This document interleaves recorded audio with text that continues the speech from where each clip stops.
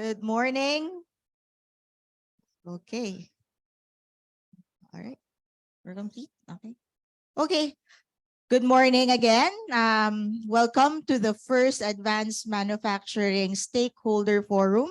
So this forum is part of the Advanced Manufacturing Workforce Development or AMDev program, a USAID and Unilab Foundation-led initiative that aims to create a pipeline of highly skilled and adaptive workforce that meets the requirements of the advanced manufacturing sector. We would like to acknowledge our Zoom attendees and hello to our Facebook Live viewers. Allow me to go through the program today. To kick off our program, MBC Executive Director Coco Alcoas will deliver the opening remarks, followed by a message from USAID Philippines by Mr. Thomas Leblanc, Director for the Office of Education. After the message, we will have an introduction of what AMDev program is by Unilab Foundation Executive Director Lilibeth Aristorenas. The main highlight for this session is our two panels, and then it will be closed by AMDev's Chief of Party, Dr. Danilo Lachica. For on-site attendees, please raise your hands during the panel discussion if you have any questions. My colleagues Bern and Bianca will come to you with the mics. And for online attendees, we will be reading your questions later, so we encourage you to type in your questions as early as now. After the panel discussion, there will be a chance for us to network and have lunch, so please stay until then. At this point, may I invite everyone for a quick group photo. We will start at the head table. Our photographer Melbert will come on the stage or just the middle of the room and take our picture. So just stay in your seats and give your best smile.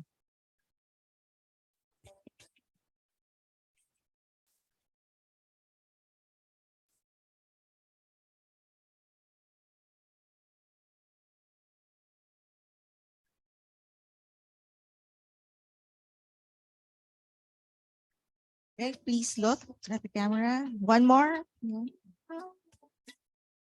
One more, last one. Okay, thank you very much. Okay, I would like to call on MBC's Executive Director, Coco Alcoas, for the welcome remarks.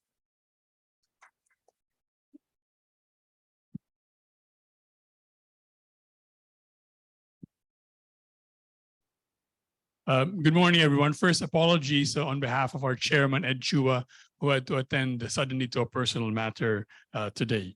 Allow me first to acknowledge some of our special guests here today. Yusek Fita Aldaba will be arriving at 11 o'clock for her panel. But with us today, I believe, is DDG Rose Urdaneta. Sir, LCID is here. Tom LeBlanc, the outgoing director for the Office of Education, USAID Philippines. Michelle Chen, his successor, coming in effective today or tomorrow.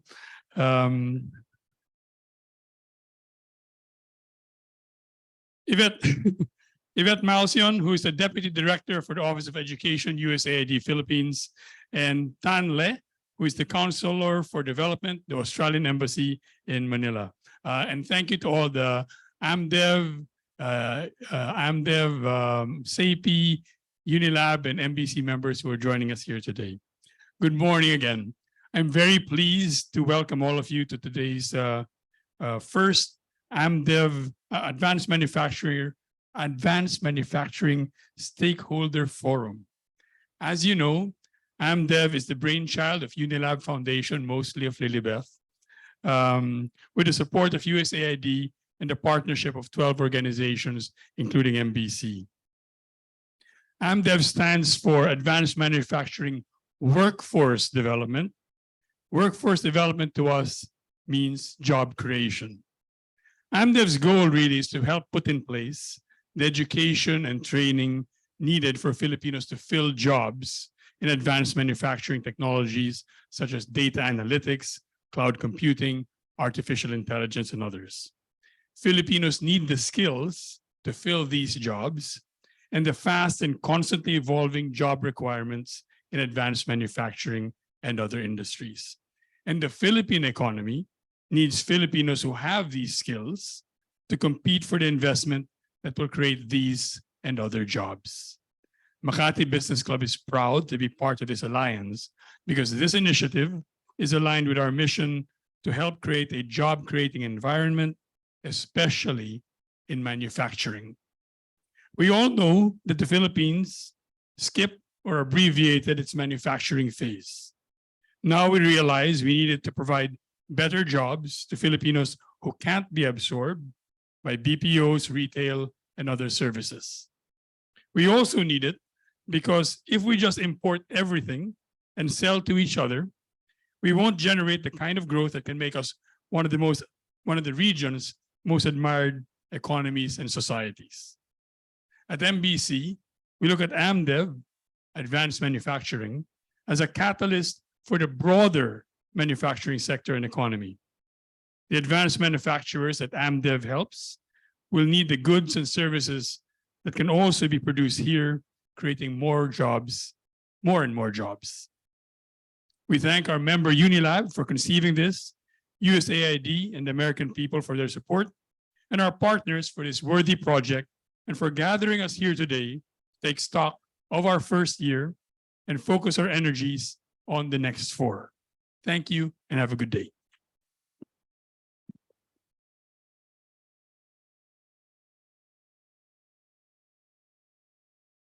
Thank you, Coco. Now let me call on the Director for Office of Education, Mr. Thomas Leblanc.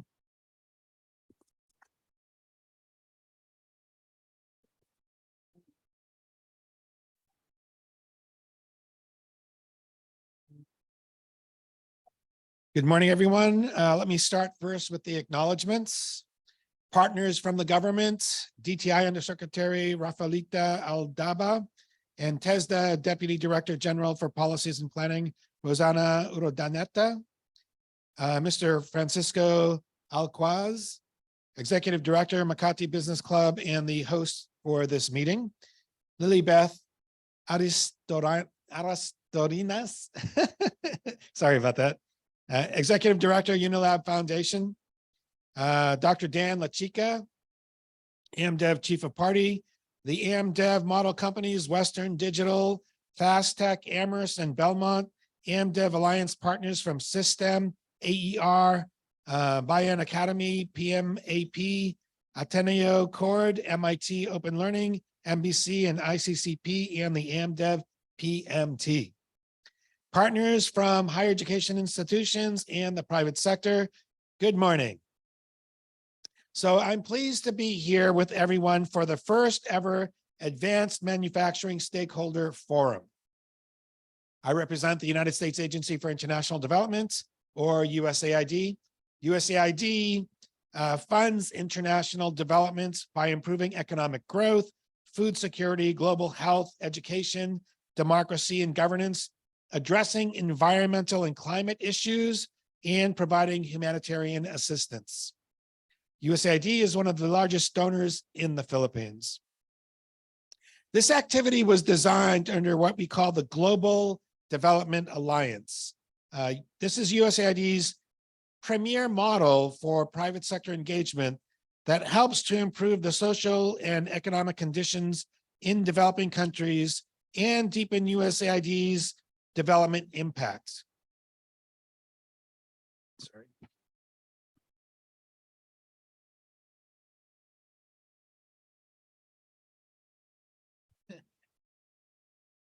Sorry about that. Reinforced by our private sector engagement strategy, where USAID consults, strategizes, collaborates, and implements with the private sector for greater scale, sustainability, and effectiveness of outcomes. From USAID's, and particularly from the Education Office's perspective, the strategic goal of this alliance is the improved capacity of the education system to develop human capital aligned to the needs of industries. Over the duration of 5 years, the Alliance will work towards enhanced competencies of the workforce, an improved enabling environment for workforce development, and improved stakeholder readiness for the future of industries and the workforce. It's also important to acknowledge that the Unilab Foundation and the Alliance partners are Philippine organizations that have had substantive operations in the Philippines for many years. Today, I'm here to talk about the importance of advanced manufacturing and why we support this initiative. First, advanced manufacturing has the potential to significantly contribute to the growth and development of the Philippine economy. It can increase productivity, efficiency, and competitiveness in the various industries. Second, by embracing advanced manufacturing, the Philippines can attract more foreign direct investment, create high-quality jobs, and stimulate economic growth. Third, the Philippines has a number of advantages that make it an attractive destination for advanced manufacturing investment. These include a skilled workforce, a favorable business environment, and government support. Fourth, foreign investors can benefit from the country's strategic location, strong supply chain networks, and access to regional and global markets. And fifth, however, to fully realize the potential of advanced manufacturing, the Philippines needs to invest in workforce development. This means providing workers with the skills and knowledge they need to operate advanced manufacturing technologies. USAID is committed to supporting the development of a skilled workforce for advanced manufacturing in the Philippines. The USAID-supported program, AMDev, is working with government, industry, and educational institutions to develop and implement training programs that meet the needs of the advanced manufacturing sector. We're also working to promote public-private partnerships in workforce development. These partnerships can help to leverage resources and expertise to achieve common goals. USAID is optimistic about the future of advanced manufacturing in the Philippines. We believe that the Philippines has the potential to become a regional leader in this sector. However, this will only be possible if we invest in workforce development and create a supportive environment for investment. USAID is proud to be a partner on this journey. As your friend, partner, and ally, the US government, through USAID, remains committed to supporting you in our shared goal of developing a skilled workforce and creating a vibrant, advanced manufacturing sector in the economy. So at this point, I want to let you know that I've been here for 4 years, and I've been working on AMDev since I first arrived 4 years ago. It's been a long journey, and we are at a wonderful point. But unfortunately, I'm leaving tomorrow night. I'm going to East Africa, and I will really miss the Philippines. I have fallen in love with the Philippines, and I wish I could stay, but they're making me leave. The good news is that my successor, who is coming from East Africa, is here today. And she is absolutely wonderful. She is taking over, and I have no doubt she is going to really helm this ship into the future. So I just want to mention that Michelle Chen, who is my successor, she joined USAID in 2009. And she has served as an education office director in East Africa in 3 different countries before coming here. So she was in Ethiopia, and then Malawi, and most recently in Kenya. She started, just like I did, as a US Peace Corps volunteer. And she started in South Africa. I started in West Africa. She also has her master's in international comparative education from Stanford University.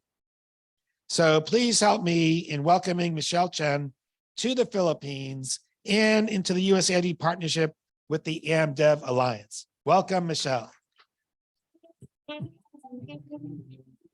So with that, I say maraming salamat and mabuhay.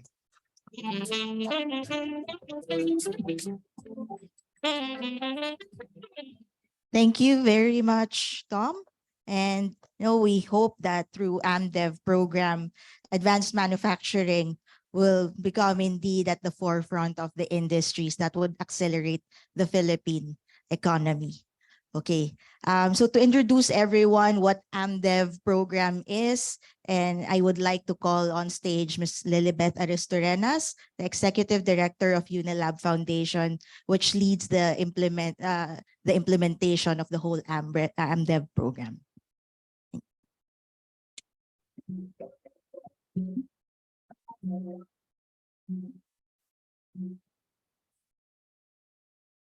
Thank you, Sasa. Let me start with a big thank you to USAID. Without the support of USAID, I don't think we'll all be here, no? And I don't think we'll have the opportunity to share with you all what AMDev is all about. Second, a clarification that AMDev is not my brainchild, because that puts a lot of pressure on me, Coco. Okay, so it is a product of a team representing various stakeholders from the industry, from the academe, and of course from the policy advocacy tanks and non-government organization. Okay, and wow, so it's 4 years that we've been doing co-creation process with USAID, and of course we have Tom LeBlanc and Henry together, who's actually my partner in crime, in leading this project. So, okay, I was tasked to give you a quick overview, okay, of what AMDev, again, it stands for Advanced Manufacturing Development Alliance. It is a 5-year program funded by USAID with Unilab Foundation as the lead implementing organization in partnership with model companies, industry associations, academe, and research institutes. Before I describe to you the structure, our objectives, we have to start with the why we're doing this, the problem or the gap that we're trying to address here, which is education mismatch. Not producing graduates with the right skills for the future of work, I guess, which resonates with all of us. Hence, next slide, please. Hence, our targeted impact for this program is an improved education system through an industry-driven, skills-based curriculum and training platform to develop the human resources that meet the requirements of Industry 4.0. Again, the keywords, industry-driven, skill-based curriculum and training platform. We have defined here 3 intermediate results. Number 1, manufacturing workforce with IR 4.0 competencies, such as analytical and logical thinking, problem solving, decision-making, and people management that can help workers adapt to AI, big data, robotics, and other emerging technologies. Number 2, an enabling environment for advanced manufacturing workforce development. What do we mean by this? Starting with the knowledge, improving the knowledge base or research, having well-defined education, training, and certification standards, aligning it with PQF and TESDA certifications, and incorporating strategic human resource management to facilitate and continue change in advanced manufacturing. And lastly, an ecosystem ready to adopt Industry 4.0, meaning there is government, industry, academe convergence that will support and sustain the efforts of AMDev. Next slide, please. So here you see, in 5 years, AMDev shall endeavor to establish the Advanced Manufacturing Institute and the Advanced Manufacturing Institute with 2 core functions, creating foundational and technical courses delivered in a digital and dual approach, and the Advanced Manufacturing Skills Council, which is being led by our host, Makati Business Club, with 3 core thrusts: policy, research, and advocacy. Okay. Human capital development and stakeholder development. And here you can see we have 13 alliance partners. First, for the Advanced Manufacturing Skills Council, we have, aside from Makati Business Club, their work is supported by Action for Economic Reform, or AER, and Bayan Academy for the policy research and advocacy. And we also have People Management Association of the Philippines, or PMAP, for the human capital development. And for the stakeholder development, MBC is also joined by ICCP Group Foundation, Inc. And for the Advanced Manufacturing Institute, we have our academe partners, starting with MIT, Massachusetts Institute of Technology, Asian Institute of Management, and a program of UNILab Foundation called CSTEM, the Center for Integrated STEM Education. Joining our academe partners is also the Ateneo Cord to conduct the change management and human resource development work. Now you'll see between our Advanced Manufacturing Skills Council and AMI partners are our industry partners. We have 4 model, we call them model companies: Amherst Laboratories, Belmont Laboratories, who are both affiliates of UNILab Inc. We have Western Digital, and of course, Fastech. So our industry partners will be working closely with the Advanced Manufacturing Skills Council and Advanced Manufacturing Institute, being true to the essence of an industry-led initiative. Now we go to the implementation results area. Next slide, please. Diving deeper into each of the implementation areas of AMDev. Okay. So IR1 focuses on improving the workforce competencies by establishing the industry skills gap and training needs using the Advanced Manufacturing Workforce Survey. The results will determine the priority competencies from which a competency framework will be developed to guide the design and delivery of courses in our Advanced Manufacturing Institutes. To date, we have accomplished the following. We have already completed the workforce survey. We have launched the first Advanced Manufacturing Institute in Amherst last March. Soon to be launched is another Advanced Manufacturing Institute in our Belmont Laboratories in Pampanga.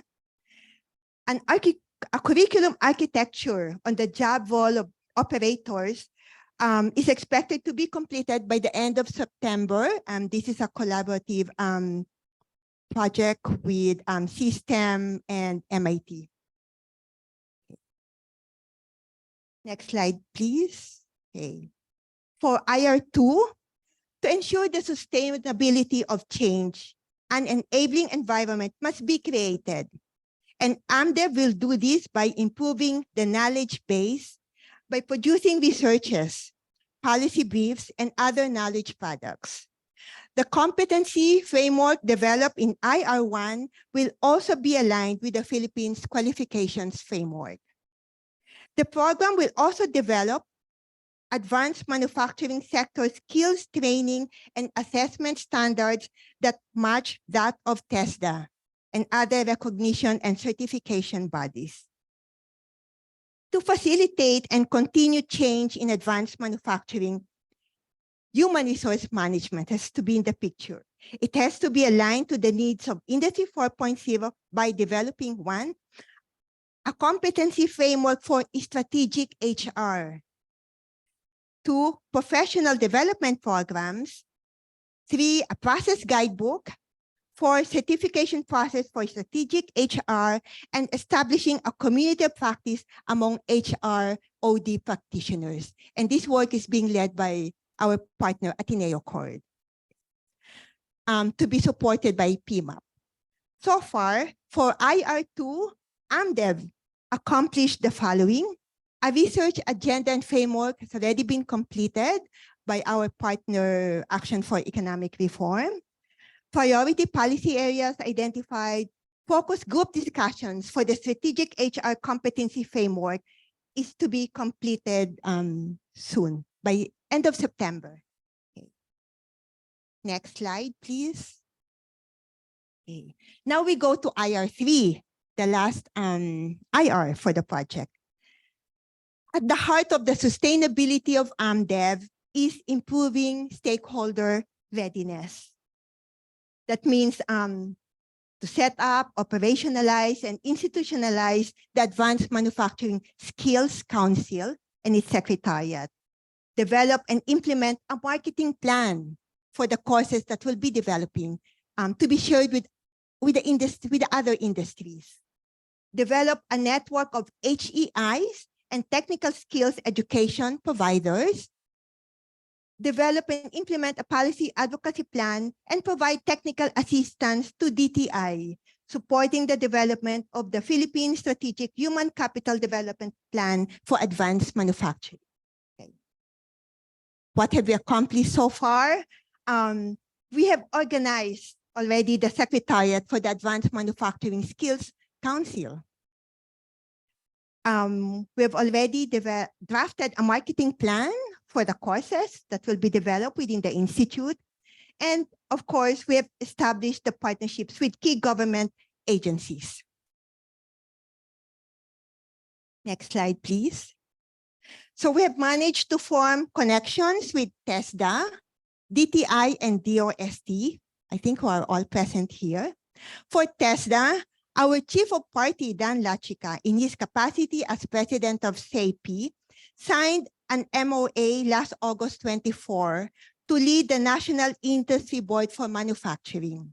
So with this partnership, AMDev Alliance will receive a series of trainings on training regulation development.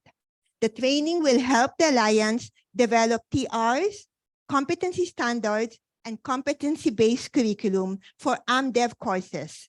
In return, AMDev will help TESDA update its TRs. For DTI, we will be formalizing our MOU that will cover the co-development of the Philippine Skills Framework for Advanced Manufacturing. AMDev's involvement and provision of support to the DTI roadmap, and DTI becoming a part of the AMSC Advisory Board. Last month, the AMDev Alliance conducted a facilities tour of 4 DOST offices. And one of the key action points from the facility tour is to align DOST training programs with AMDev, as both can serve a bigger purpose of closing the gap between the skills needed by the industries and what is not taught in higher educational institutions. So that ends my, the quick overview of what AMDev is all about and introduction of our partners. And of course, I know we have new industry, members here in the audience. We welcome more partners in our alliance. Thank you very much.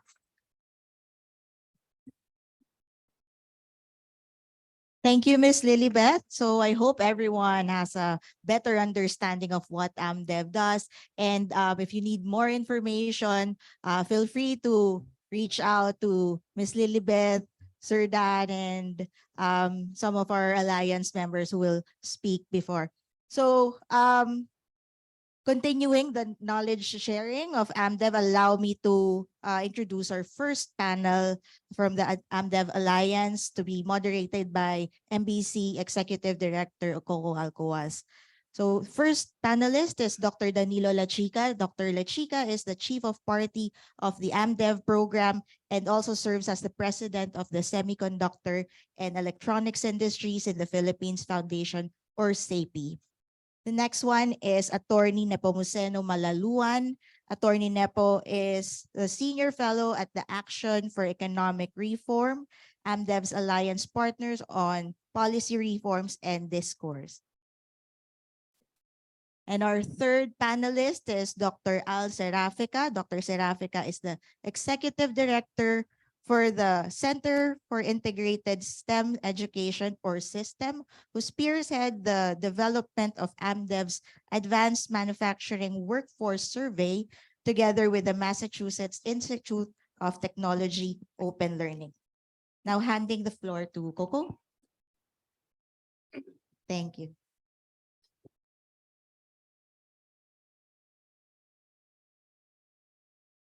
Good morning again, everybody. We have about 30 minutes for this discussion. I have a few questions for the gentleman here, and then we'll turn to you for questions. If you already have questions, please raise your hands, and my colleagues Bern over there and Bianca somewhere will come over here. We'll come to you with the mic so that we have the questions ready by the time we wrap up with the gentleman. So the first panel, really what we want to do is present the accomplishments of the first year of AMDev. As we've explained, AMDev is a 5-year project, and we're just crossing the first year mark now, and we'd like to talk about that and maybe a little bit about what happens in the next 4 years. Let me turn first to Dan, who's our Chief of Party. Dan, what would you say were the key accomplishments of the first year, maybe in particular the establishment of the Advanced Manufacturing Institutes and other accomplishments we had? Okay, well, not necessarily in a prioritized order, but I think one of the key things that we've managed to do would be to accomplish the survey, the workforce survey, which identifies the skills across several manufacturing sectors. I think we got something, and Al can talk more about this, something like 230 participating companies among 500 companies surveyed, right? And what came out of that would be the enabling and functional skills that were identified missing from college graduates, but sorely needed by the industries. And by the way, I wanted to acknowledge the industries that are present here today. I know we've got the chemical industry among others, automotive also. Yes, we started with the pharma and the electronics industries, but for year 2, along the lines of what you're saying, we want to expand that to chemicals, food manufacturing, among others. So don't be offended that we haven't really started with you, but we're going to reach out to your respective industries, because at the end of the day, this is not just about the pharma and electronics industries. This is advanced manufacturing for all industries in the Philippines. So after we've actually identified those skills, we launched the training programs. This program started, as Lilibet said, in August of 2022. And to date, while our target for the first year was only 300 trainees, we've actually exceeded that by 35%. We're up to 405 trained individuals. And we hope to expand that to 1,000 by year 2, all the way to 11,000 by the end. Of course, engaging our partners in academe, in industry, and also in government, signing MOAs, like Lilibet said, and eventually strengthening the education system with this industry-led effort. And again, big thanks to USAID and also to Unilab Foundation. Thanks very much. Before we go to some of the other accomplishments, maybe I'll turn to Al, since you mentioned the survey. Al, could you tell us what were the most surprising results of that survey, if any? Thanks, Coco, for the question. Surprising, I'm not sure, because having been in the ecosystem for the last 10 years, we kind of identified Industry 4.0 or the lack of it and adoption of it. It just got confirmed by the survey. The survey was for 500 companies in the manufacturing sector, about 228 respondents to it that completed the survey. We initially had it to encompass both operator assessment of their functions as well as managers and senior management, but we then localize it down. What we found out was only 5 to 15% of the companies actually are in advanced manufacturing or have some form of advanced manufacturing. Most of their skills and competencies are more likely to be basic and not advanced, even though there are some, like Western Digital, one of our main model companies, that have really demonstrated not only adopting, but actually benefiting and an outcome of savings and efficiency. The other one is on enabling competencies. Everyone wanted to have this soft skills. That's part of the Philippine Skills Framework. They said they all wanted, but only 20% have complied with a complete set of enabling competencies. We had a total of list of 6 enabling competencies that we've identified that was prioritized in development. We have 3 of them already fully developed and now being verified. One of it is actually being rolled out already in a dual fashion, where it's in person and as well as remotely. And in the functional competencies, we're working very closely with MIT to do that. And we have done actually even enlisted an AI program to not only comb through the Philippine Skills Framework, Singapore Skills Framework, but even the US Department of Labor on advanced manufacturing competencies. So we really are combing the whole universe of advanced manufacturing and then eventually nailing it down here to be applied and verified. We're now in the verification process with specific sectors now, like, of course, we started with semiconductors and pharma, but now we're even talking to plastics and even Conweb. So I've already seen SPIC as next in my line of sight over there. But definitely we need to verify the outcomes and then localize it. And we're also doing the curriculum development now, the framework, to be aligned with the Philippine Skills Framework and with TESDA. And with that activity, we need to understand the connection with the job postings of industry all the way down to the curriculum that we develop. So it's a process that's ongoing, and definitely we're very, very excited to see our collaborations with TESDA and the other institutions. How many percent are in advanced manufacturing? I would say about 15% tops, and their main involvement in advanced manufacturers and cybersecurity, supply chain management, data science, and big data and cloud computing. And that percentage did not surprise you? No, actually, when I was promoting with DTI, going around the country for giving talks on regional inclusive innovation councils under my former project with USAID, right? The regions are completely almost nil in terms of adoption Industry 4.0. But since the survey concentrated on over 60% of them being in the Calabarzon Region 4 area, where most of the SAP members of DAN are, I think that's where the numbers went up. Yep. Dan, maybe a more philosophical question. If only 15% are there, why are we here? Well, okay, let me rewind and give you a perspective from the electronics industry, which is admittedly one of the more advanced sectors if you talk about IR 4.0 and advanced manufacturing. We actually did a survey out of our manufacturing members, and the results were probably better than 15%. In fact, 52% of our members are into the IR 4.0 level, right? Not the complete implementation, but of course we looked at the automation, the IT infrastructure, and all that. So about 52%.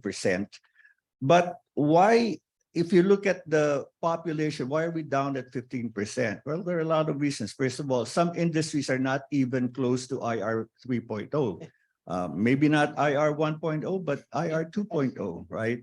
And when we asked why, well, reasons like lack of knowledge, lack of understanding, financial challenges to implement automation, IoT, and everything. So, but what we hope to do from SAP's perspective and in AMDev is to help educate the rest of the industries the benefits of getting into advanced manufacturing it's not just about a matter of money, but eventually you're going to talk about the return on investment, the productivity, and hopefully the end goal is not only to help specific industries, but to help the whole economy raise the level of manufacturing and productivity. One of the ways to do this, if maybe the main way, is through these advanced manufacturing institutes. And we launched one of those, or the first of those, back in March. Could you tell us a bit about that? Yes, it was at Amherst. In fact, you see the picture with Tom and the crew and the ambassador, Secretary Pascual, and Secretary Solidium is also there. On September 27, we're going to launch the second one, and that would be at the Belmont Softgel. It's also a Unilab facility in Florida Blanca. And we're actually inviting not just our existing partners, but the rest of Region 3 manufacturing sectors and HEIs, just to promote the fact that this is an AMI facility. Our model really is to cover AMIs nationwide. Of course, we have Unilab's facility, but the electronics industry has a big core, about 15% of our members in Cebu. And so we will probably launch an AMI in Cebu in year 2. But nationwide, and the feature about AMI is, while it's housed in a partner company, the training is open to the public. And like I said, to what Coco was saying, we want to spread the wealth, we want to spread the knowledge. And so we're opening up these AMIs to train sectors other than existing partners of the AMDev Alliance. And what does a typical program look like then? Well, Is there a typical program? we've so far, like I said, we've trained 405 individuals, and based on our partners' portfolio, if you will, FastTech and Western Digital, and Amherst, of course, they've had existing training modules. For example, when we talk about enabling skills, critical thinking, statistical process control, stuff like that. In terms of the functional skills, PLC, programmable logic controllers, working on pumps and stuff like that. So common skills that are needed by the industry. And unfortunately, when the college graduates emerge from the HEIs, there are a lot of missing skills. I'll give you an example. When you talk about statistics, usually a college subject would cover computing means, medians, and modes. What the industry needs is Six Sigma, not just statistical process control, but Six Sigma. That's what the industry needs. When you're running experiments, we're used to having a control and one variable. Well, that's not how the real world works.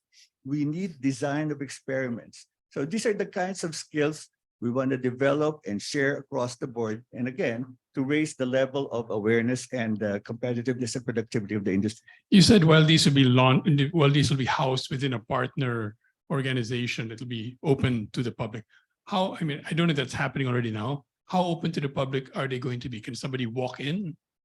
Well, they have to sign up, of course. Of course, there's limited seating capacity. Like, for example, the Amherst training we had participants from Western Digital and FastTech. And eventually, once for example, when we have open up Belmont in Florida Blanca, we've invited HEIs as well as other industries.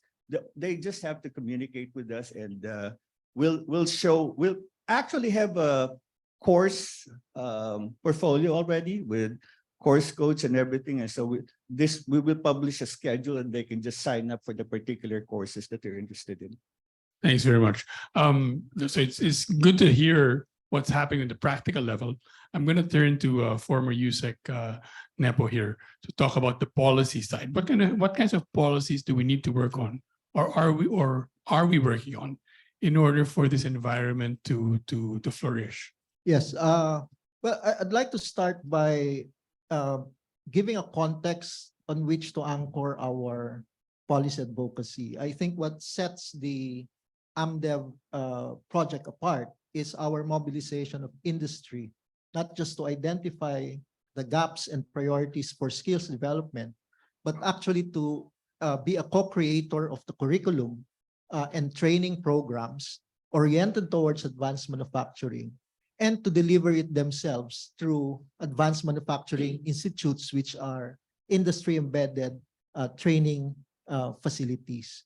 And we believe that the policy is not just anchored on helping roll out this process among the participating industries, but we have aspirations of industry role in the formal education and training system of the country. So those are the two thrusts of policies. And among our initial list of policy advocacies are first, the recognition of the training programs developed by AMDev by our formal education and training institutions. That's either through the TESDA certification process. There's also the opportunity in dual training modalities, as well as opportunities under the ladderized education program. So not just at the TechVoc level, but even credit transfers possibly with higher education institutions. The second level, in which was an outcome of the survey, we have seen that the funding that Philippine firms provide for training is quite low.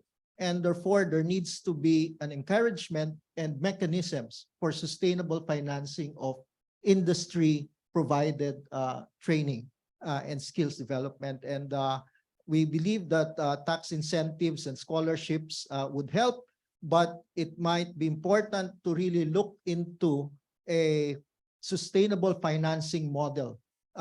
In other countries, there are skills development funds that are specifically created for industry-provided training programs. The third is legislation that support a greater industry role in provision of education and training. And among the bills that readily come to mind is the reform of the apprenticeship bill that encourages greater industry participation in apprenticeship programs. And one other bill is the Tatak Pinoy bill that is being championed by Senator Sani Angara. It's moving at a fast pace at the Senate, and its counterpart version at the House of Representatives are also undergoing deliberation. And the AMDev program fits almost in exact congruence with Tatak Pinoy. On the part of industry development, Tatak Pinoy wants to promote the development of Philippine products that are highly sophisticated and therefore can only be done through an advanced manufacturing and services technologies and processes. And it also has included as one of its pillars the human resources development, and that is exactly what AMDev wants to do. And finally, as we mentioned, we have aspirations for institutionalization. For us to recognize that industry should form part of the country's education and training system. There should be an industry, a recognized industry pathway through acquisition of skills and competencies. And this can be integrated in our Philippine qualifications framework. There's obviously a lot of legislation and policy to work on, and there's lots of groups that are working on it. Obviously, AMDev is there. There's also the Education Commission, Education Commission number 2. We had the co-chair, Congressman Roman Romulo, with us in a pre-event meeting this morning, and we had their executive secretary with us a few weeks ago. There are other groups as well. There's an organization called Philippine Business for Education, represented here by Sam, that's been working on education reform for about 10 years now. So many groups are working on that because there's a lot of work to be done. So while we do the practical stuff and the policy stuff, there's obviously a lot of policy stuff to happen. Would you say, Yusek, you spent some time in the DepEd, of course, that there's a kind, would it be fair to say there's a kind of critical mass of activity happening now that will get legislation through? there's critical mass, but probably you can say that sometimes there's too many initiatives. And I think We've heard that too. one of the binding constraints I see is really the coordination of all of these initiatives. And I think I appreciate the TAC Pinoy in that sense, because it wants to put in place a coordination mechanism that can pull together many of these initiatives. For example, we have the roadmaps and so on, and AMDev in itself. And so there is a need to pull them towards a singular coherent track. Dan and I were in a meeting, I won't say with whom, maybe about 4 or 5 months ago, and the head of the agency said, I have too many meetings with too many business groups. So we will try to coordinate better to make sure that there's more cohesion there.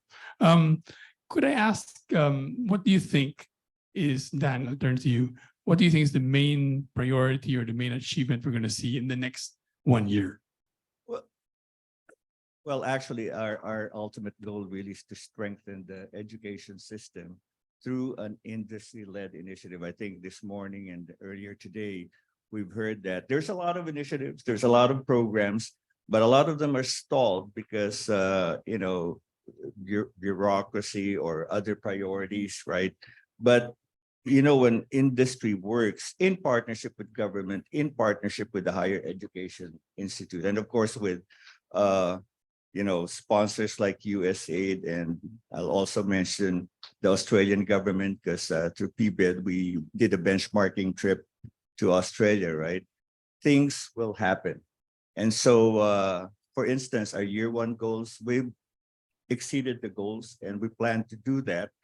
Not only the 11,000 we commit to train by year 5, but beyond that, and more importantly, we talked about, Michelle mentioned sustainability earlier. This is a 5-year project, but the accomplishments and the benefits will go beyond 5 years.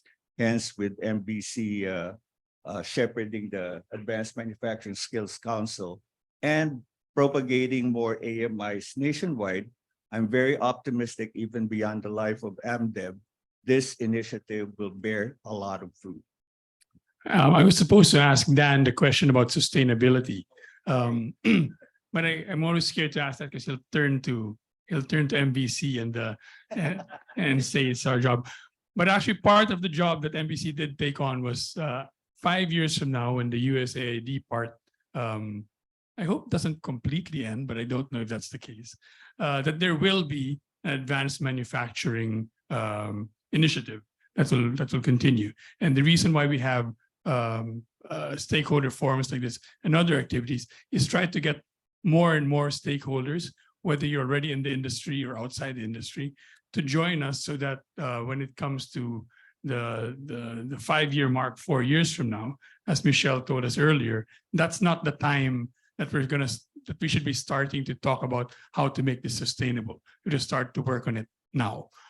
So just like Dan looks at me with those eyes, I'm going to look in that direction to my colleague Sasa with similar eyes for that responsibility.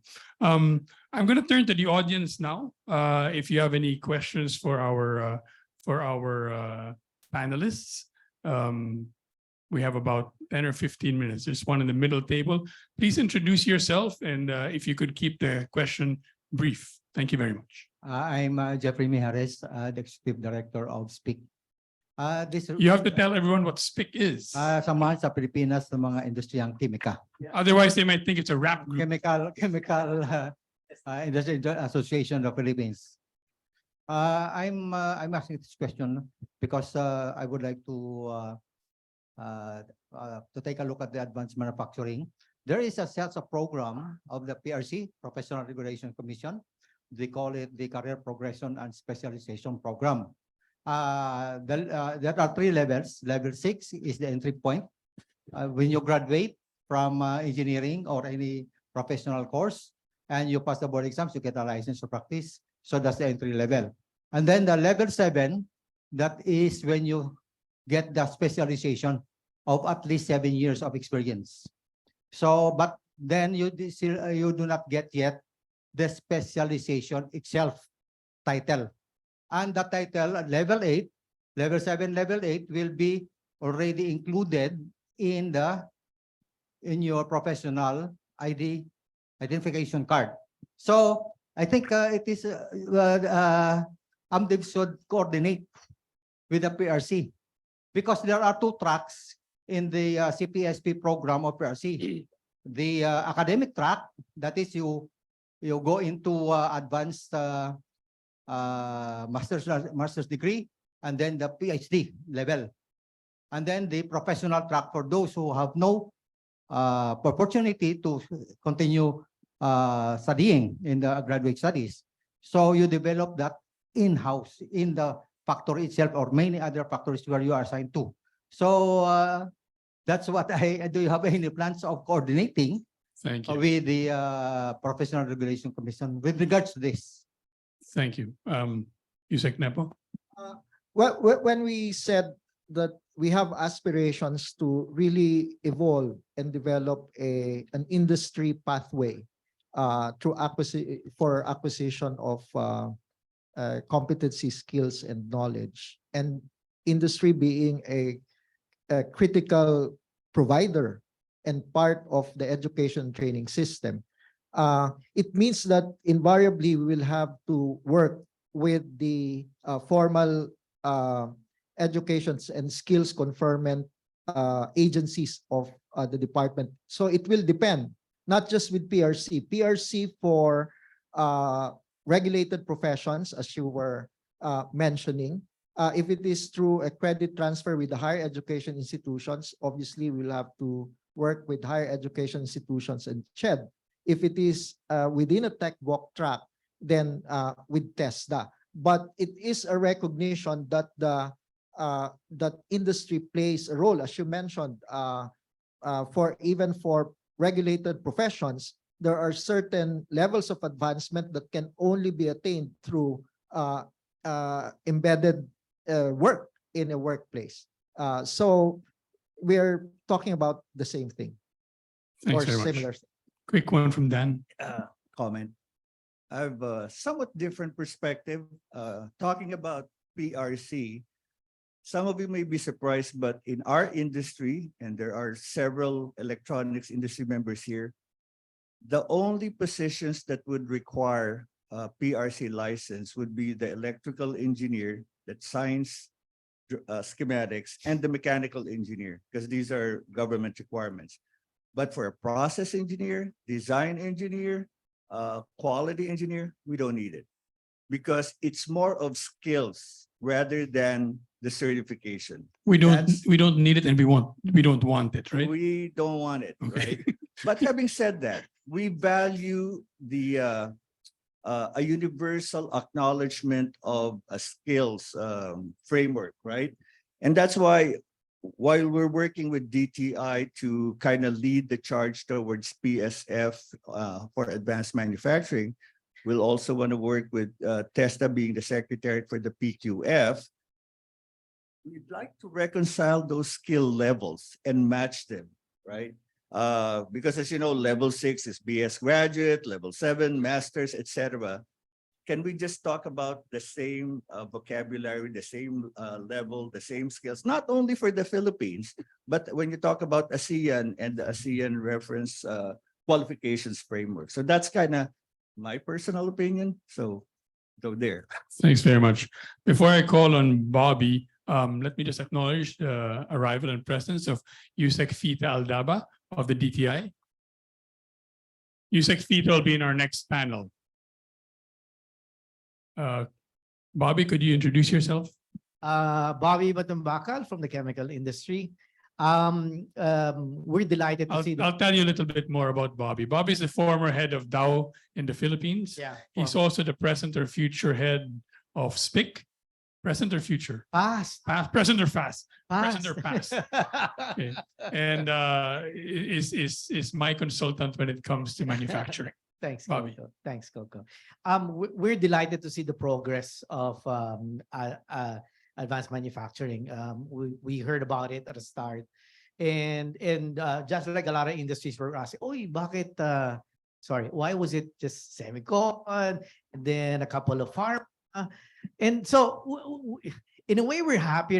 We're also happy that you guys, started it. It really looks more complicated than we expected it to be, but the results is fantastic, no? And we do welcome Dan's statement that they're looking at the other industries. I think plastic is an absolutely good choice if they're interested. Some chemicals certainly are.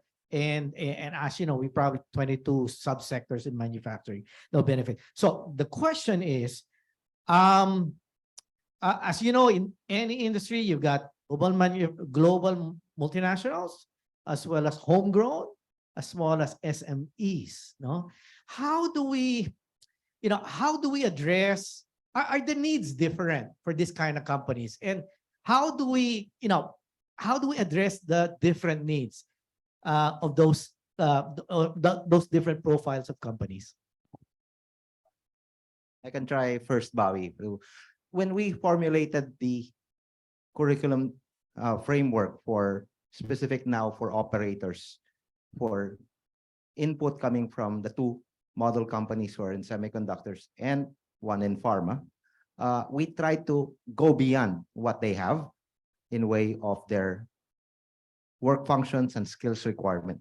We went and checked out what MIT is doing with their Massachusetts MAKE program to upgrade their manufacturing industry in Massachusetts that MIT engaged in, started last year, I think. And we also looked at what's happening with USEC FITAS group and the competitiveness group in terms of adoption of the Philippine Skills Framework. But more than that, we tried to kind of have a complete list as much as we could. And I think Sid just went out from TESDA. They want to be the supermarket of skills being TESDA, that's it. But eventually, you're right. Not every sector. We just had our conversation last Friday with the plastics group and said, yes, it's important for us to see schematic reading capability, where the food groups say, we never see blueprints. So clearly, there's a big difference already. But being able to have the complete list is what we're after now. So that when we go ahead and verify in the individual sectors, SPIC is going to be next in our list, and maybe the energy group as well. We will then have the actual requirements for each of their own, for lack of a better word, requirements for their operators in that level. And we're going to go beyond that, because we started with the operators mainly, and it's what's emerging is most of them require basic manufacturing skills and enabling competencies, and let alone moving to advanced. But again, the semiconductor leads, because what I like about it's like what in the case of one of our model companies, there's already outcomes for what it would do to you as a company if you adopt advanced manufacturing practices. It will save you money for capital equipment. It will increase your efficiency and effectiveness in being able to put out your products in a more timely as well as organized fashion. Of course, we're talking about it there, but that's the kind of thing that we are wanting to do first with our model companies. That's why we started with, because they have to open their kimono. They have to show us what works, and not everyone wants to do that. And a lot of people, especially, they want to keep their competitiveness advantage, and they don't want to show their secret sauce. But in this case, it's really good. Keep your kimono closed. Yes. Dan, you wanted to add to that? Yes. It's not a one-size-fits-all model. On one hand, I mentioned enabling and functional skills. There's some general enabling and functional skills like critical thinking, innovation, digital literacy. But the approach AMDev will take when we start year 2 next month is that we will sit with the industry association and basically conduct a kind of like a survey. Okay, these are our offerings. What do your workers need? You may not call them technicians or operators.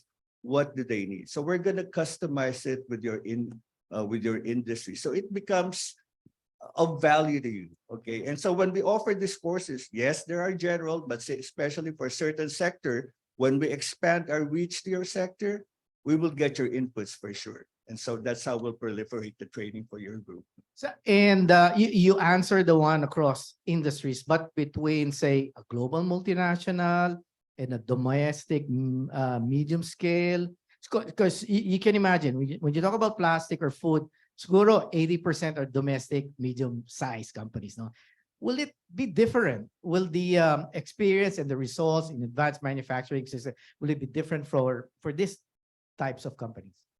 It possibly, but like I said, when we started with electronics, you have multinationals, you have medium enterprises. I mean, later, Chandra will talk about their experience at Western Digital, right? So, like I said, there's going to be some general offerings, but we're going to be customizing it according to the needs of the industry. I mean, like, for example, agri manufacturing, not all of, the range of manufacturing agri will need a lot of automation or IoT, but they still would need critical thinking, problem solving, statistical process control. So that's how we're going to approach it when we spread out to the other sectors and other industries. Thanks very Thank you. much. Oh, by the way, I forgot. The other thing that MIT and System did is, I think Al alluded to earlier, we actually volunteered the job descriptions of from the industry, Amherst and electronics, for both the technicians and the operators, but they also benchmarked global companies and compared this with the skills of what they had in their database. So it was a natural progression. Isaac? Just to add on that question, in our conversation with the companies that are presently members of AMDev, what was also emphasized is that not one advanced manufacturing has the expertise in all of the advanced manufacturing technologies. Of course, you will need some of them at a certain point in time, and you need not do it all homegrown. And it is also leveraging AMIs specializing in different aspects of the technology. In other words, you're also able to gain from the economies of sharing with the community of AMIs that may be specializing in different technologies. We have time for one question, and it's coming from online. Good morning, everyone. A question from Alan Cuino of ICCP. His question is, are there courses in the curriculum being developed about sustainability? Although this is in manufacturing, but sustainability is starting to be ingrained in the full value chain of the manufacturing processes. I guess manufacturing with a sustainability bent. Yeah. Al, are we thinking about that already? Yes, definitely. Actually, that's our foremost task, even in our foundations, to make sure that everything we do would have the ability to either to pass on to the actual entity, in this case, maybe Tesla from a sustainability standpoint, but from a global perspective on sustainability as it was applied in our previous partners, say in MIT, we are yet to get the full scope of what they intend to do, especially in more advanced economies. But of course, then we do the localized and contextualization here in order to know exactly whether that will work. At least that's all I know at this point. Thank you. I can squeeze in one more question. Excuse me, People over there. let's comment on that.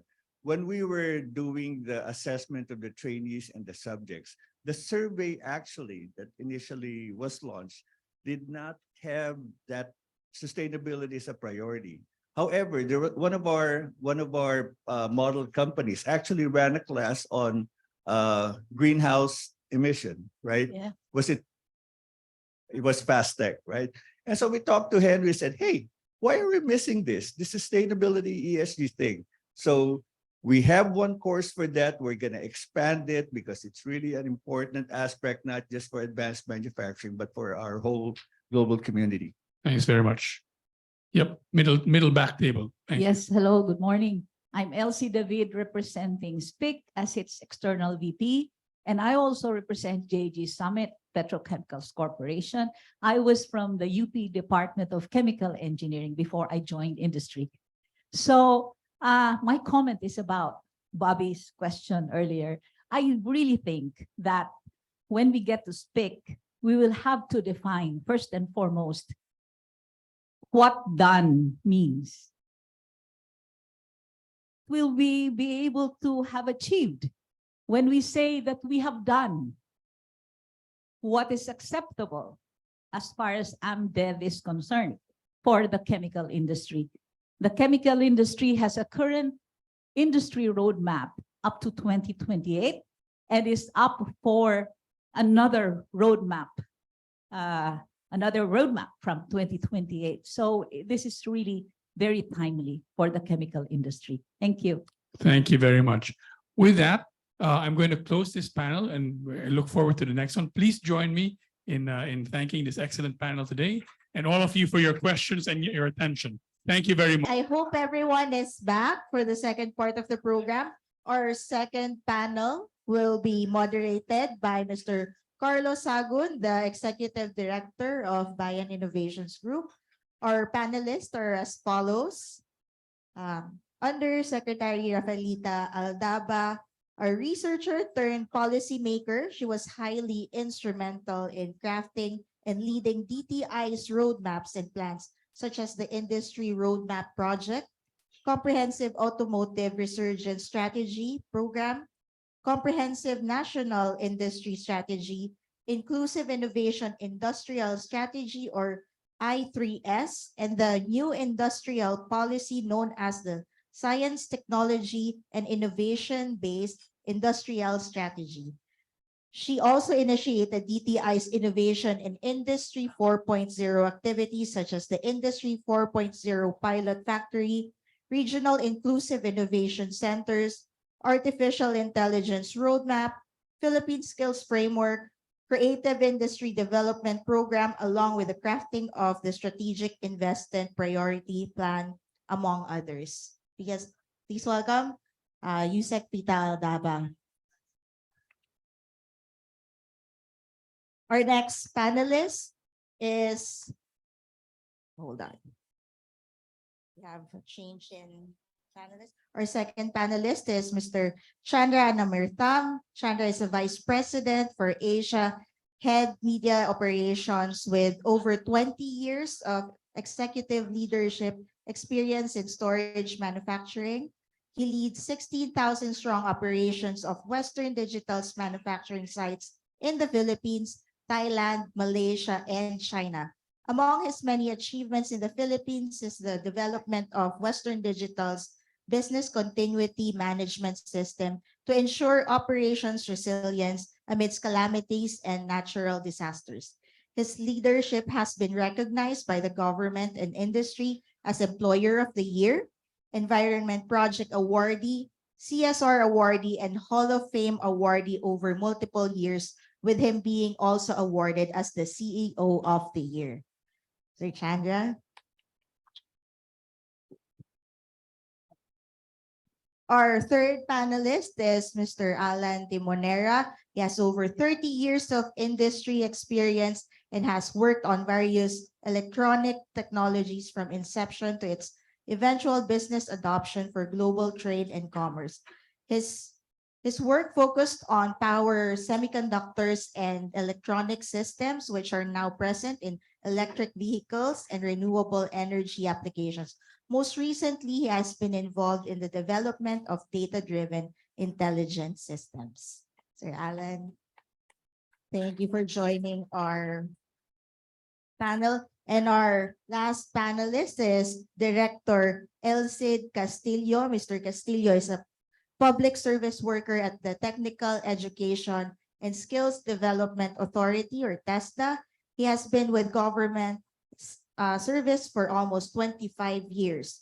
Appointed as full-fledged Director Level 4 on May 22, 2023, he now heads the Qualifications and Standards Office of TESDA as Executive Director. He was recently conferred his Career Executive Service eligibility by the CES Board.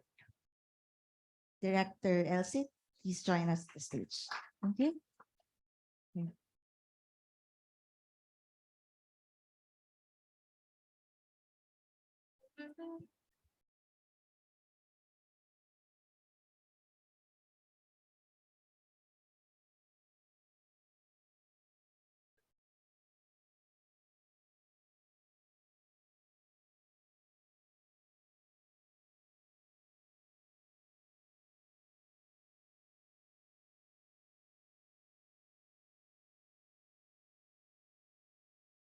Okay, good morning to our stakeholders from the AMDev Alliance, of course, from our leaders from USAID, of course, our current and potential collaborators from the government, academe, industry sectors, right? So we're gonna be on this second panel discussion that really has the objective of fleshing out the critical opportunities and threats that we can all collectively consider in the furtherance of the advanced manufacturing sector, right? So this morning, we had the opportunity to have a brief meeting with some of the trailblazers of this sector. And a couple of things struck my mind, two in particular, that we should really look into the outcomes that we have to deliver at the end of the day. From a macro perspective, these outcomes can be in the form of deliverables in our PDP 2028, Ambition 2040, Pagtanaw 2050. But at the end of the day, these outcomes must be felt by the very workforce that we aim to serve in the form of livelihood and sustainable net take-home pay. Secondly, right, it was also brought up by the incoming education lead of USAID that sustainability is a very, very important consideration. We may be supported by USAID for the next 5 years, but after that, how do we sustain everything, right? In this particular panel discussion, we are blessed to be in the presence of stakeholders that are critical movers of those two outcome areas, right? We have partners in the government, right? From DTI and TESDA that are supposed to help us sustain at scale all the initiatives that we're supposed to do through this program. And we have model companies, right? Practicing advanced manufacturing companies, right? That are not just simply part of the 5 to 15% that was mentioned a while ago by Dr. Serafika. These are the model companies who will really start the initiative for this program and hopefully can be emulated by the other companies in the advanced manufacturing sector. So without further ado, I'll be starting the panel discussion by providing everyone, right, probably the context upon which the different organizations have actually integrated advanced manufacturing approaches in their own operations or in their own strategies. So we have two very different perspectives, one from the industry, right? And one from the government, right? So let's hear from both sides. So maybe we can start with Chandra, as far as Western Digital is concerned. Yeah. Good morning, all. How are you? Right. So I don't want to call us a model company. We are kind of evolving through the curve, right? So my first foundational topic that I always take a look on this 4IR is we very easy we say we will please be ahead of the curve. That's a normal everyone use, please ahead of the curve. My thinking is please don't fall off the curve. All right. I think we are there's a lot of companies globally, including Philippines, that probably ahead of everyone. But if we don't start collectively together as industries, we will fall off the curve. What that means is, again, the philosophy. We don't want Philippines to named for a labor-intensive industries is what we want to look at, right? We want to move that into skill-intensive country that want to look at, right? So I've leveraged, since the moderator mentioned, I also manage Malaysia, Thailand, and China portion of the business. So I've a leverage to see how the other countries also working towards this, right? So we need to push to be a skill-intensive country that people want to look at rather than labor-intensive. That's my philosophy. Then across all these panel, we'll share more on my philosophy on that. Thank you very much, Chandra. Let's transfer to the other industry stakeholder that we have in the panel. So as far as FastTech is concerned, how have you actually integrated or operationalized the advanced manufacturing approaches in your strategies? Okay, good morning. First, a disclaimer. we haven't gone through the whole process. Okay, like Chandra has mentioned, it is an in-progress work. Notwithstanding that, part of our reason for being part of this alliance is actually both to contribute and to learn.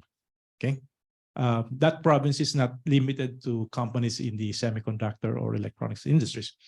So we have certain areas of operation that I would consider that is ahead of the curve, if you may use that word, but we do have certain operations that are not, and that is by design, primarily because in the current landscape of international trade, if we were just all to compete on technology based on equipment, then the one with the largest capital wins. And we have to bring that into the context of the Philippines.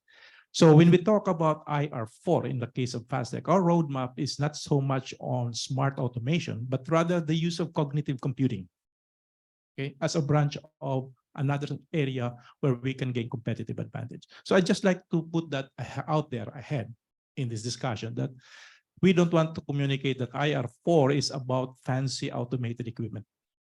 It is one important pillar, but there are systems that are designed around IR level that doesn't require equipment. Okay, primarily now the layman's term for that today is generative AI or simply ChatGPT. Let me stop at that. Right. Thank you, sir. So it's contrary to what the general public would think of advanced manufacturing as really the high-tech technologies, high technologies that are present in these manufacturing companies. So it also revolves around the systems, right? And even the core competencies of the peoples actually delivering that ideology within the operations of the company. So now let's transfer to the government agencies, right? So first, let's go to DTI, which is really hand-holding the industries, right? And as we have seen, adoption of advanced manufacturing philosophies is still at the nascent stage in as far as the country is concerned.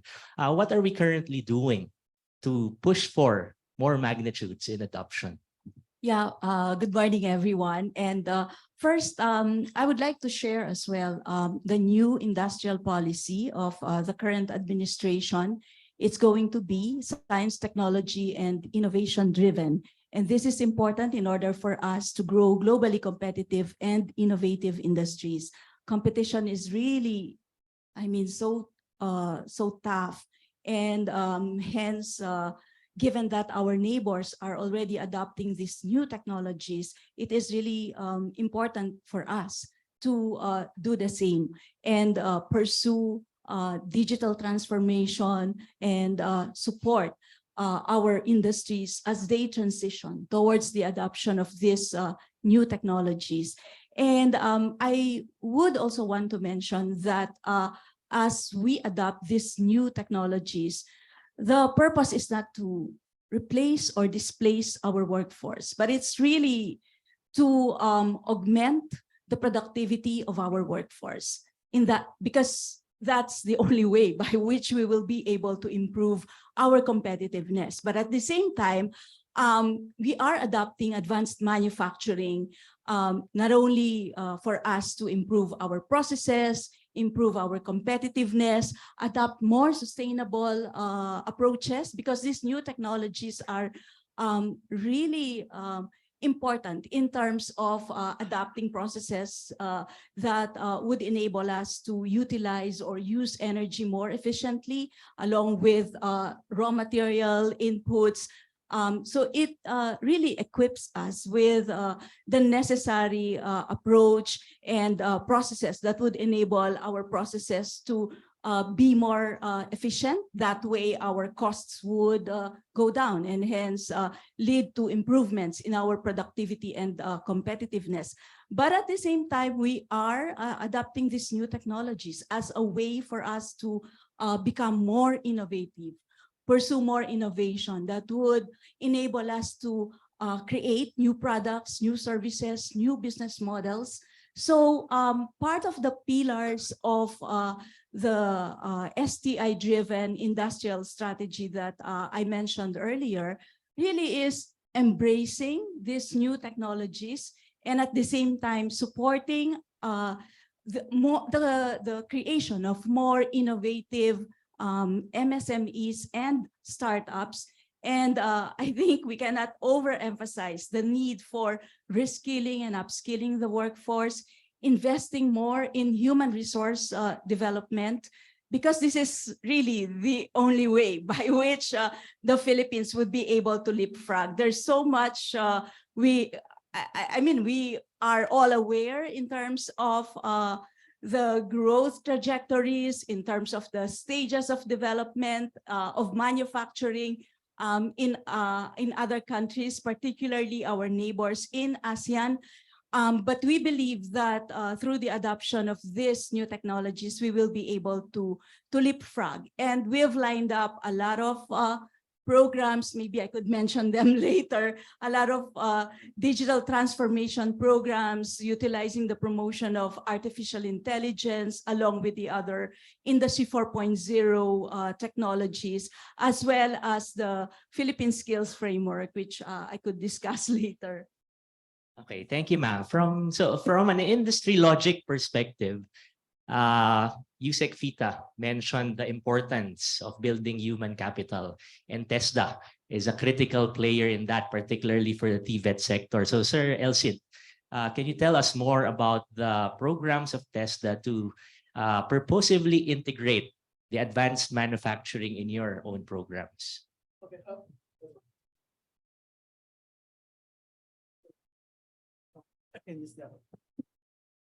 Good morning. Hello. Good morning, everyone. I'm Elcid and I'm from TESDA. Thank you so much for that question, Carlo. Now, when we talk of the advanced manufacturing, the manufacturing sector itself will have to consider that it's not just about the cutting edge technology that we're talking about. It's also about on workforce development. And we all know that when we talk of workforce development, TESDA is a big part of it. We are at the forefront of it. And we continuously develop our standards and our workforce in close partnership, in close collaboration with the industry. We have the Philippine Quality Assured TVET system, and it starts from the prioritization of skills towards the development of programs, towards the implementation of these programs. And at every stage of it is aimed at developing a world-class Filipino workforce. And in every stage of it, there is the industry that supports us, that we partner with.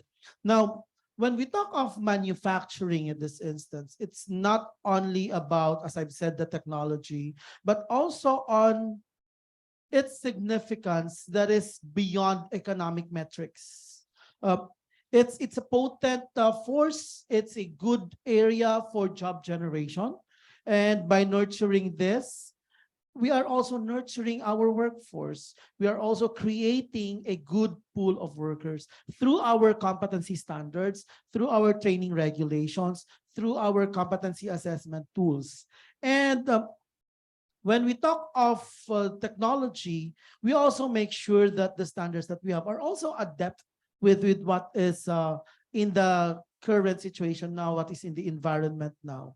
We are also responsive to the needs of Industrial Revolution 4.0, and we also ensure that we are able to bridge the mismatch between what is taught in our institutions, what is practiced, and what is practiced in the industry. And TESDA, as I've said, is always at the forefront in addressing all these skills mismatch.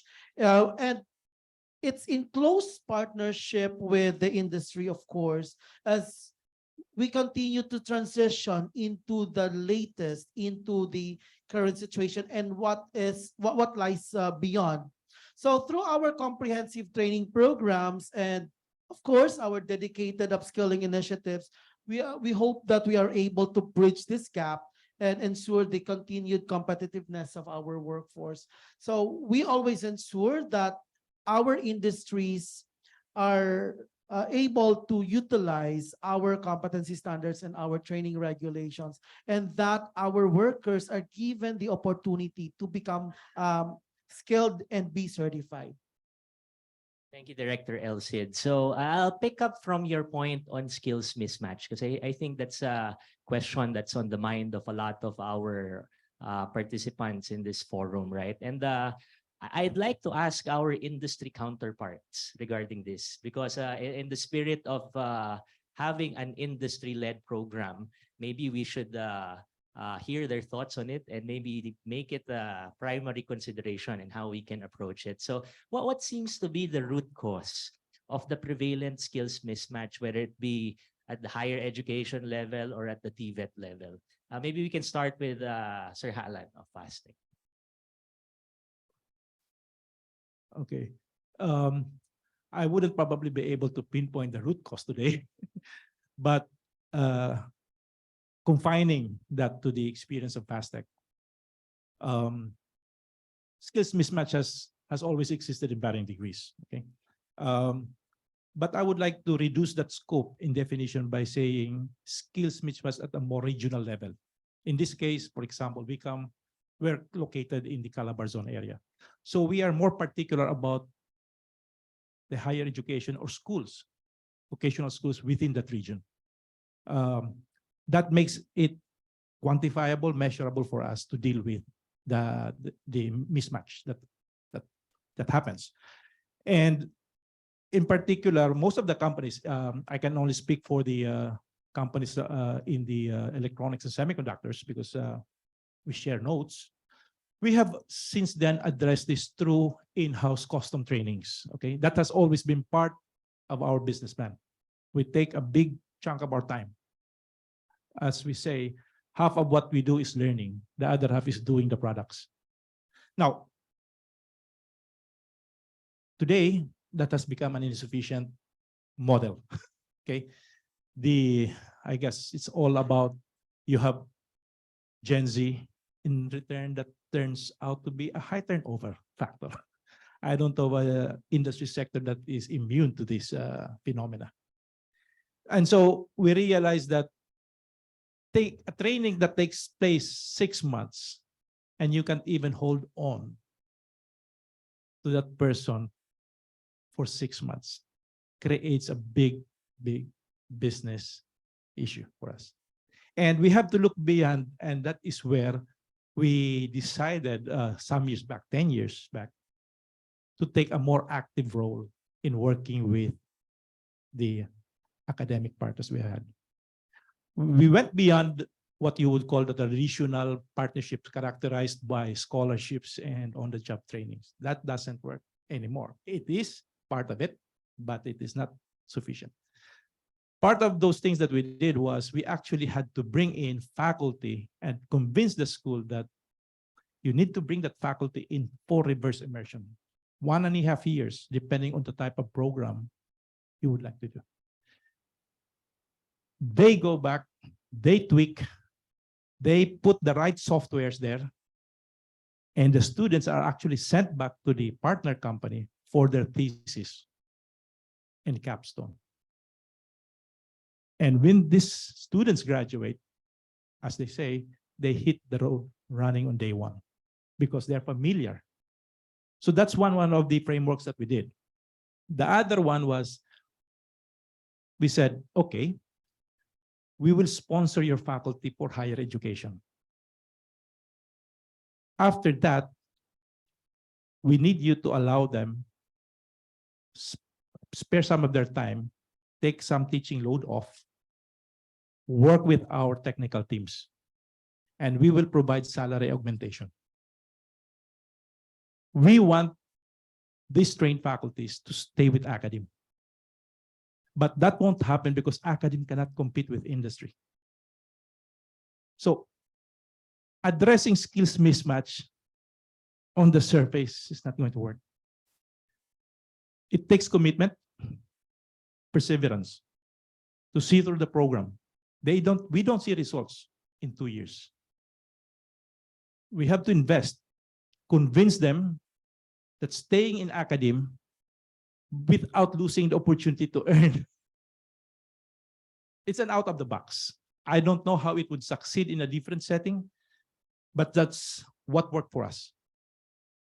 So I would characterize the approach on how to start to address this has to go beyond the surface. Thank you. Okay, thank you, sir. How about from the experience of Western digital? Is this something that's prevalent in your experience, or would you have another model altogether to approach it strategically? I think like Alan, looking right, as Alan mentioned, the framework is almost all are the same. We need to work with academia, we need to work with the stakeholders, we need to work with that.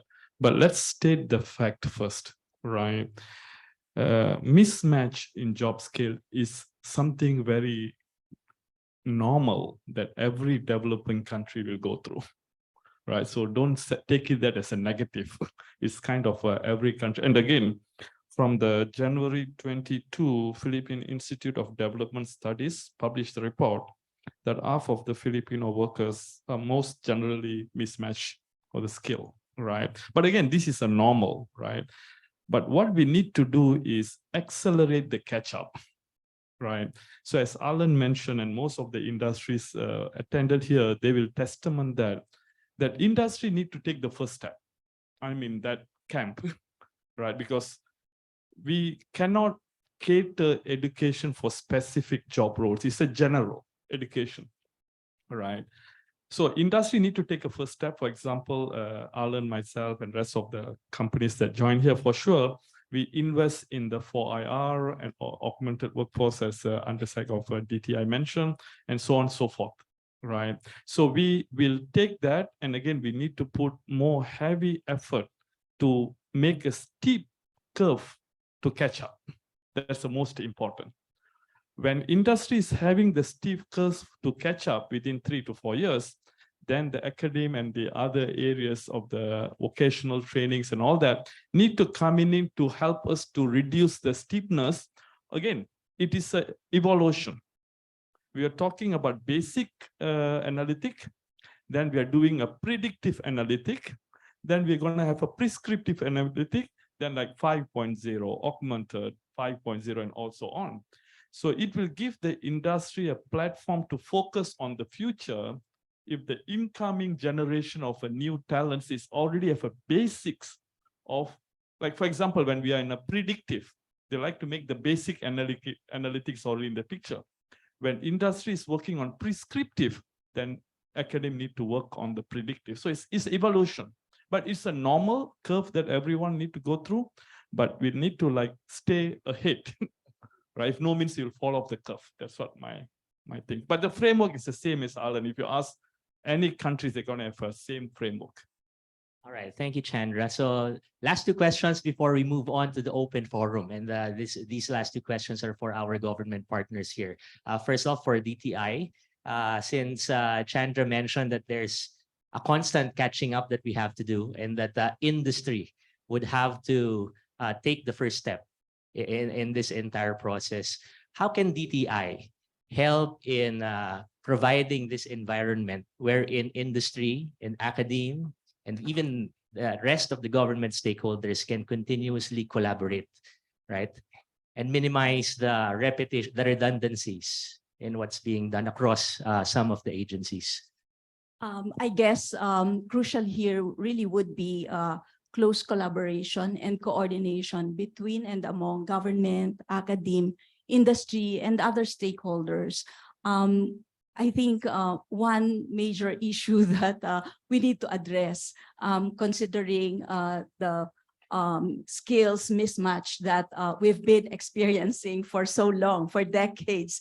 Well, in fact, it's not only a problem here in the country, but it's also present in other countries. But of course, we are aware that skills mismatch can really lead to a lot of inefficiencies in the labor market, which could affect our economic growth. And then if the workers, for instance, or graduates are not able to practice what they've learned, then they get stuck in low-paying jobs as well as in jobs which they were not trained for. And then you also end up with graduates who cannot find the right jobs because their courses are not really in demand. And so it's really important for us to address this disconnect between industry and the academia. Of course, Alan already mentioned some of the practices. Faculty immersion, I think, is really necessary, along with apprenticeships. But we need to go beyond. Currently, a lot of the apprenticeships programs or the internship programs, the interns aren't really doing they aren't really doing sufficient jobs that or sufficient activities inside the companies that would really equip and allow them to learn more about the operations of a particular company where they are having their internships. And so I guess it's really important that this collaboration between industry and academe be carried out for our educational institutions to have a deeper understanding, especially since skills keep on evolving, and hence we need to ensure that our educational institutions will be able to catch up, and hence the need really for more coordination and collaboration. And that would require, of course, the need for us to update and revise educational curricula. And the same goes for training, by the way, for short-term trainings, intermediate trainings, that would enable us to prepare the workforce for the work, for the future demand coming from companies. And in our case, I mean, being aware of all these issues, so we work together with 9 other government agencies, including TESDA and DOLE, in order for us to implement this initiative, which I mentioned earlier, and Dan also mentioned it, the Philippine Skills Framework, the goal of which is really to address the skills mismatches and at the same time prepare the workforce for the jobs of the future and ensure that the skills and competencies to be demanded by industries in the future would be sufficiently provided. So I guess that's one. I don't know if we still have time, but if I could mention 2 more. Sure. 2 more. And we're also planning to build this Industry 4.0 pilot factory, which would serve as a training ground, a platform where we can train workers on these new technologies, workers coming from not only the large companies, but particularly for those in the MSME sector. We conducted a survey trying to understand the level of utilization of these new technologies. And what we found out was over 70% of those we interviewed across the different manufacturing sectors all over the country really are still utilizing low levels of technology. And it's actually the large companies, those with foreign direct investments, as well as those that are exporters, those that are located in urban areas, are really those that are utilizing these more advanced technologies. And all this have implications because we don't want this digital transformation to worsen inequalities here in the country. Okay, so, well, in the interest of time, I know we can go on and on until 5 p.m. later, but maybe we can hear some of the questions from our participants. Yes, ma'am. Hi, good morning. Or is it? Yeah, good morning. I'm Flora Maljoy Song, the Executive Director of Partnerships and Linkages of the Technical Education and Skills Development Authority, or TESDA.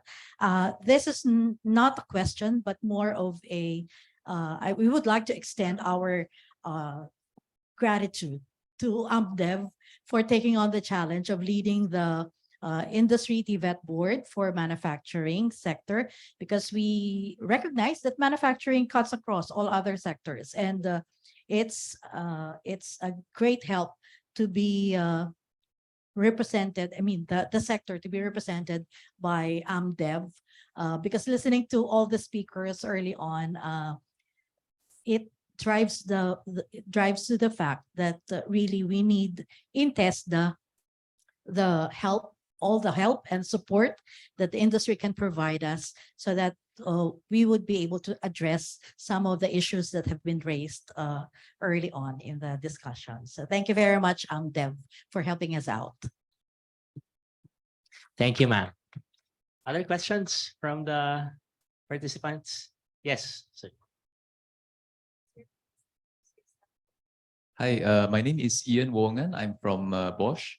My question probably is to both from the policymaker and also the private industry, is that throughout my work, I also identified that skill mismatch that is caused by technology transformation and evolution of technology that causes these skills to be redundant or obsolete. Is there a concrete steps or effort that is done to identify what are the skills or profiles in the particular company that is at risk of this displacement, and what do you do to actually create this transition to actually reskill them so that they are not made redundant but still useful for the companies? Thank you. Thank you very much for the question. So it was addressed to both the industry and the policymakers. So anyone from the industry who would like to take this on? Thank you. So again, I always tell this to my people. Think this is your own business. What should you do? One, we evolve the technology, the skills that we needed to our people, or we go out from the business. There's only two options, right? So we are not in any mercy of anyone other than us to put the effort to make it happen, right? Actually, it's a very important question that most of the people ask about when this 4IR investment. When we do the investment, retaining the talent is very hard because everyone have the talent, right? Again, from my experience, we run this throughout the sites. Roughly 20% of the people per annum is very hard to retain. Whatever we train, although we invest like millions of dollars to train, people will go and they get a higher salary. That's a fact, right? But that gives me two notations. First is we are in the right track. People want the skill. That's just a testament of that. Number two, the most important is, actually we chat in the breakfast today morning. Do I want to worry about this 20% of the people, or I want to worry about the remaining 80% of the people? My role is to worry about 80% of the people, make it more skillful to cater, right? To answer your question, we need to stay ahead. For that, we need to invest. And we need to be honest to our framework. And there's no other way out for evolving the world. So we need to adapt and move on. I think we need to pass that step to go and execute. I think that's what we need to be. That's from industry standpoint. Thank you, Chandra. And from the government perspective, what does that mean for TESDA's prioritization of programs to design and develop? Yeah, I'll just answer that very briefly. Recently, we have launched the National TSD Plan. That is the sectoral plan for the whole TVET sector. It's not just our corporate plan, but for the whole country. And in that particular National Technical Education and Skills Development Plan, there were 6 pillars that were identified, and one of which is close collaboration with the industry to ensure that we continuously work together with the industry in addressing different concerns, and one of which is skills mismatch. Number 2, TESDA is working on the development of a skills demand forecasting model or strategy.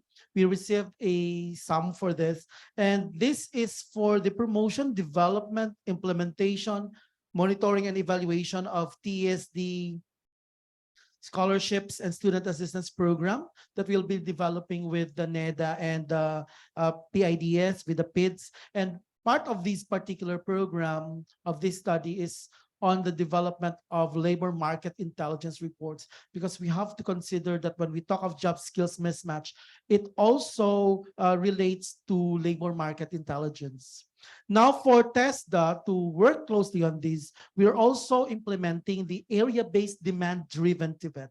We all know that there are peculiarities in every province, in every region in this country. The needs of NCR might be different from the needs of those come in Region 9 or Region 12 for that matter. So we do the area-based demand-driven TVET, wherein through the identification of skills needs, we also work on the development of competency standards. And when we develop all this, when we come up with the skills needs, skills mapping, then coming up with competency standards, we work closely with the industries in that particular area. Another thing that we're doing is on the adopt strategy. When we work on our training regulations, it takes time. So we also work closely with our partners from the industry because we know that you have standards already. So we adopt them, put them in place and make it as a national policy in terms of program delivery in the TVET sector. So in all of this, when we talk of skills mismatch, when we talk of our upskilling, when we talk of our reskilling, all our competency standards and training regulations are part of this, because all of these are also for lifelong learning. And the industries, the enterprises that we partner with are our partners for the implementation of lifelong learning initiatives. So TESDA in particular, and the technical education and skills development sector in general are working closely with the industry to identify what is it that we need and what can be done further. We know that we cannot answer all the questions, we don't have the answers to everything, but when we work closely with the industry, we can answer some, and by starting with 1 or 2 or 3, then we can move forward and go beyond what is expected of us. Thank you, Director Elsie. Yes, ma'am. Just 1 minute. In the skills framework that we are developing, we try to identify together with the private sector, the industry, the specific industry which we are working with. We identify the different jobs. And then for every job, we also identify what are the skills and competencies that are needed. And so far, we've already completed one for game development, another for for animation, and also for supply chain and logistics. And upon completion, we give the copies to TESDA as well as to CHED in order for them to review their existing curricula and try to identify where the gaps are. And then we discuss which new courses, which new training programs should be introduced to ensure that the gaps are addressed. And apart from this, we would like to extend the Philippine Skills Framework to include a program which currently, or an initiative which we call Job Skill Accelerator. And we're partnering with PISAC on this as well, the Private Sector Advisory Council. And I would like to, of course, invite all the members of the various industry associations present here today. If we can work together, what we want to happen is to create all these partnerships that would enable us to address the skills mismatch. Some of the programs and initiatives were already mentioned earlier, enhancing our apprenticeships and faculty immersion. And apart from that, also, maybe what we can do together with our colleagues from TESDA, Director Elcid, would be come up with a database that can be shared with the private sector, with all the industries of the different workers that are currently undergoing training, and for them to have access on who these workers are, what are their capabilities, and the new training sets that they are going through. And this is important to ensure that those that are being trained would really be employed upon completion of their training programs. And I hope the private sector, our industry groups, and all the companies present would support this particular initiative. Thank you very much, Yusek Fita, for that addition. With that, we'll have to conclude the panel discussion to give way for the concluding remarks of our Chief of Party. And we'd like to thank Chandra, Alan, Yusek Fita, and Director Elcid for all those insights. And hopefully this panel discussion can be a microcosm of what's to come in the next years of AMDev in furtherance of the advanced manufacturing sector. Thank you. Thank you very much. Can we ask the panelists to stay on stage?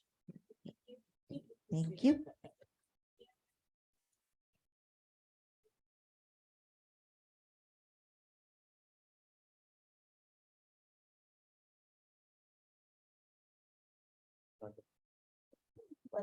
We need to move this.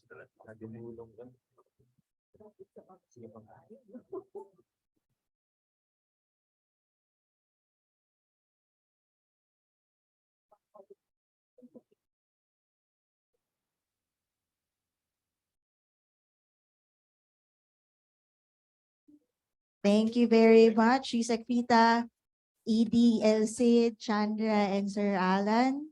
Look forward to the synergy and collaboration of the government, industry, and academia in the AMDev program with everyone's leadership and, of course, a collaboration with everyone here in this room. Okay, so to close this significant event for AMDev, I would like to call AMDev's Chief of Party, Dr. Danilo Lachica.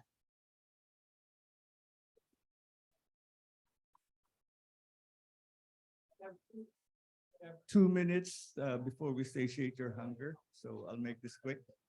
Okay, so good morning again, everyone. I'd like to thank you for attending this Stakeholders Forum, and I'm grateful for your participation and commitment to promoting advanced manufacturing in the Philippines. I'm particularly pleased with the discussions we had this morning, both the breakfast session and this forum. It is clear that there is a strong consensus among stakeholders on the importance of developing a skilled workforce for the advanced manufacturing sector. We also discussed a number of challenges that need to be addressed in order to achieve this goal. These include the need to improve the quality of education and training, the need to make it easier for the workers to transition to new jobs, and the need for manufacturing companies to adopt more technologies to stay competitive in this global economy. It was mentioned by Al that only 15% have actually adopted these new technologies, right? And hopefully we want to increase that percentage as we further develop this program. I would like to thank our speakers and panelists for their insightful presentations and discussions. Actually, Yusek Fita whispered that as she was going down, she failed to mention about the Jobs Accelerator project. And please get in touch with Yusek Fita to learn more about it later during lunch. Your contributions have helped us to better understand the challenges and opportunities facing the advanced manufacturing sector in the Philippines. And we are grateful for your time, your attention, and your expertise. I'd like to reiterate the importance of collaboration in promoting advanced manufacturing in the Philippines. No single organization or sector can do this alone. Hence, as I mentioned, we have 13 alliance partners, and we expect that number to grow as we go from year 2 onward. The fact that you're here today indicates that you have interest. We have representatives from the chemical, the agri, and the automotive sector. And so we will get in touch with you, your association to your respective companies. In closing, I'd like to call on all stakeholders to take action to address the challenges facing the advanced manufacturing environment. To the private sector, work with your local schools and universities to improve the quality of education and training for advanced manufacturing jobs. To the government, let us work together to support the development of an enabling environment to encourage more companies to invest in workforce development.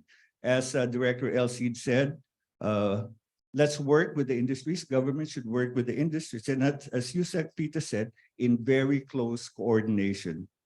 To the rest of the enablers like AMDev, let's work together to make it easier for workers to transition to new jobs by providing them with skills, assessment, and training. Like Alan said, you don't have to necessarily implement everything. Customize what you need for your respective environment. And as Chandra said, let's do this without falling off the curve, okay? So working together, we can build a strong and resilient advanced manufacturing sector that will create jobs, boost economic growth, and improve the lives of Filipinos. Thank you for your commitment to this important goal. Thanks again, and have a blessed afternoon and a good lunch. Thank you. Thank you, Dr. La Chica.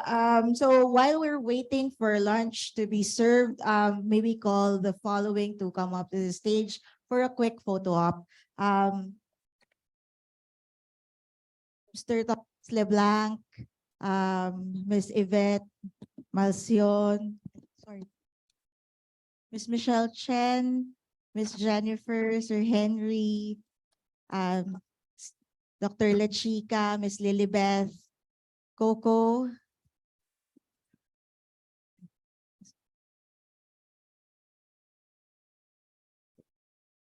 Miss Kathy, please join us, and also our panelists, Doc Al, Attorney Nepo, Chandra, Sir Alan, Director Elcid, Yusek Fita, yeah, and of course Carlo. Forget Carlo. Sorry, we'll make this work.